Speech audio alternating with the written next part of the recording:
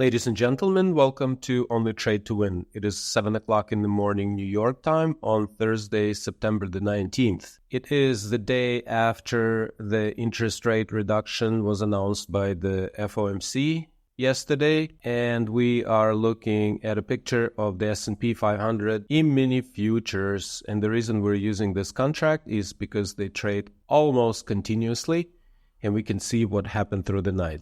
So, for example, if we look at the picture of the S&P 500, there is nothing that we would see from last night. Here's the S&P 500. Boom. Here is the 4 o'clock close, 5,618. And again, our S&P 500 minis that were trading all night are actually about 100 points above the closing price of last night. So, here is at the peak when the rate cut was announced. And you can see here 14 o'clock Wednesday, September 18, 2024. Right down below here. Here is our candle. And then we can see that the S&P 500 sold off more than 80 points from its high and closed near its lows at 56.80. Right after the close, future contracts reversed, and they've been going up all night and all morning nonstop. And now all the stocks are opening up, and we're doing this just for the record to look at what's going on in the market in alphabetical order, starting with Apple. Apple is, I'm going to change the time frame a little bit. Let's see if we can find it like this. Okay. Apple is gapping up 4 points. Amazon closed at 186, now it's 190, another 4 points. ARM Holdings up 6 points. Carvana up 6 points. Here are mini futures again, up 95 points. Let's look at First Solar, up 10 points. GE up 3 points. Google up 3 points. Goldman Sachs up almost 10 points. JP Morgan up 3 points. And if you are not following me by now, here is the closing price and here is pre-opening price. So we closed at 207.61 and now we're at 210.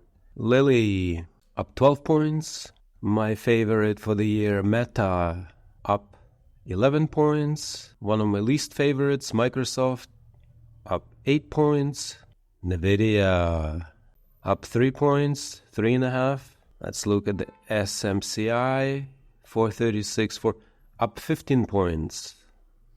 This stock has a lot of issues, and we will have a separate discussion on it. Toyota, up 7 points.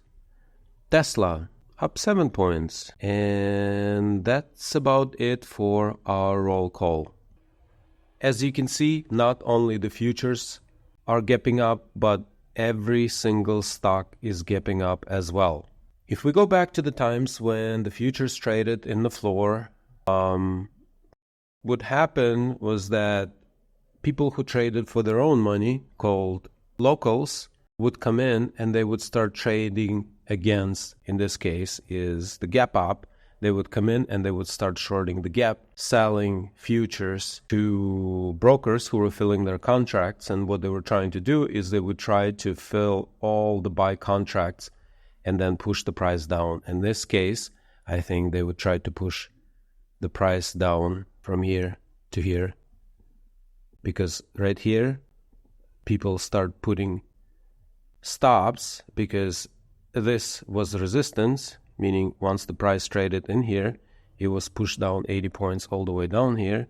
So a lot of people see this point as a point of support because we are above this price point. And at that time when we touched this price point, the price significantly dropped. So the idea is that those sellers that we hear, they're gone and they're not sellers anymore, but in this case are buyers. So locals will come in and they will try to push the price down. Now, we don't have any locals trading, but we do have people trading on computers and strategies, and the game plays. They've become more refined, but that's the basic idea. And one of the things that I'm trying to decide before the market opens is if I want to put on some protection and sell some micro E-minis. Here are my holdings, here are my losers, and here are my winners.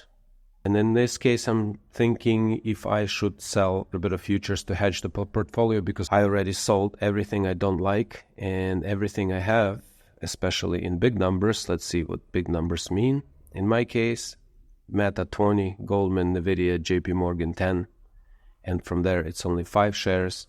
And what I'm trying to do here is to show that you can have a small account, you can trade small numbers, but you can actually put up big numbers in terms of your performance. And again, my performance improves. I have a little bit more room to play with. And when the market opens, I am going to see if I want to get some short in micro E-minis just to hedge my portfolio. But here we finish this video on the pre-market after the Federal Reserve cut interest rates by 50 basis points. Navigate with care, everyone, and only trade to win.